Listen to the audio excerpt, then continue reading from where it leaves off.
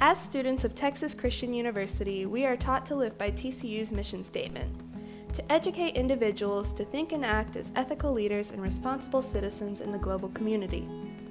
We didn't come to truly understand the meaning behind these words until our time in London. Growing up as a young adult in the U.S. is defined mostly by getting an education, finding a career path, and ultimately seeking happiness. Upon arriving in London, however, we discovered that there are many other paths that can lead one to happiness, and even higher understanding of the world around us. Today, we feel confident in our abilities to navigate this foreign land. Our experiences have taught us the values of independence, accountability, and flexibility. Independence is a key aspect to every young person's life. It is something that must be learned on your own and often doesn't come naturally or by force. You must work towards an adult understanding of yourself and move on from the childlike perspective of the world. When we first arrived, we were very disoriented and unsure of our surroundings. Being thrust into a different society, we were forced to confront our ethnocentrism and relearn menial tasks that could be as simple as grocery shopping or getting around the city. We had to learn how to be functioning individuals in a society that did not sit down for us. We were outside the comfort of a familiar environment. The novel Jane Eyre highlights this experience through the growth of a young girl and how she asserts her identity outside the constraints of a society. She states, "I am no bird and no net ensnares me. I am a free human being with an independent will." Growing up during the restricted Victorian era, many workers, including Jane Eyre, longed for their freedom. Places like the Foundling Hospital prepared children for limited futures as domestic workers or soldiers. Although raised similarly to these foundlings, Jane was able to break away from the expectations of society to establish her independence. Like Jane, our time in London has shown us that we have the ability to be individualistic outside of our familiarities. We have learned how to be self-sufficient, capable of navigating and understanding our new environment. This has led us to gain insight into coming of age as a worker. Although we are students, we must still balance our responsibilities while learning and traveling.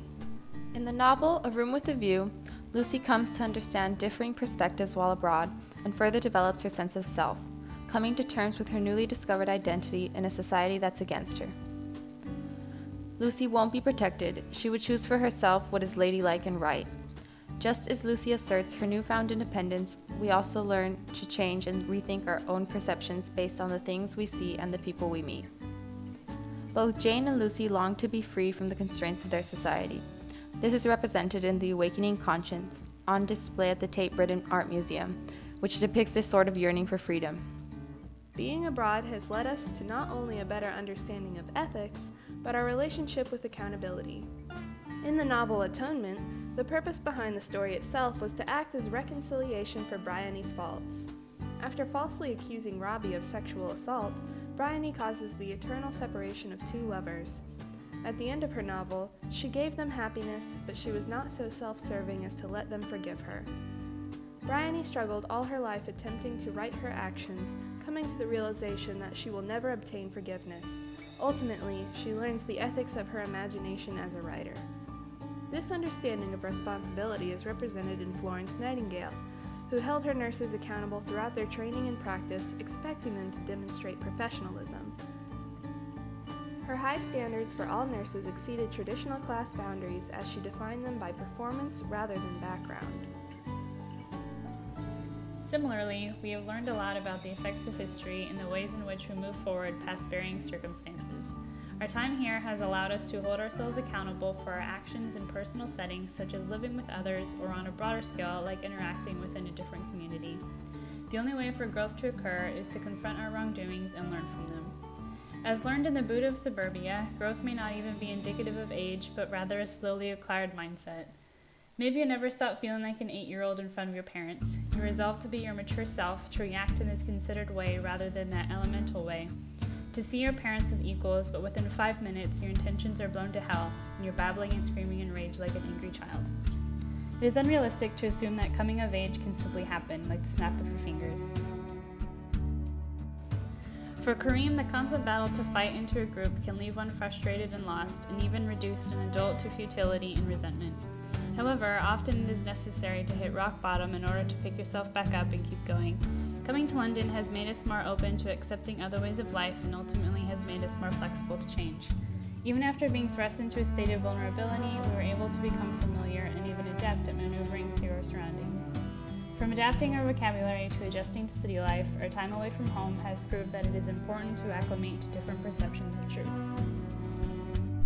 This idea is reflected in the novel Brideshead Revisited, as Charles discovers there are more ways of living outside of his own experience, particularly in terms of religion or other belief systems. He comes to realize that to understand all is to forgive all. For someone like Charles, value is placed on materialistic things rather than deeper understandings and spiritual fulfillment. To embrace Catholicism was to revisit his prior convictions of what he thought to be true. At Hampton Court Palace, King Henry VIII had adopted surface-level ideals in that he thought himself on the same level as God, evident in many portraitures and architectural styles. This clash of religion and politics emulates the plot of the novel and reflects on the idea of contrasting beliefs. Like Charles, we have learned the importance of universal understanding and open-mindedness, coming of age as thoughtful citizens. Throughout our journey abroad, we have learned to become more in tune with the global community and are now inspired to continue our personal growth both at home and in the future, wherever it may lead us.